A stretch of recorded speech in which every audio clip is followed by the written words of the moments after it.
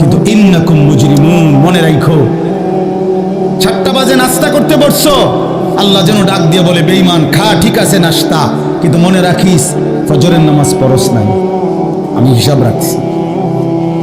রাত 10টা বাজে খাইতে বসছো বেঈমান, ঠিক আছে খা, কিন্তু মনে রাখিস এশার নামাজ পড়ো নাই।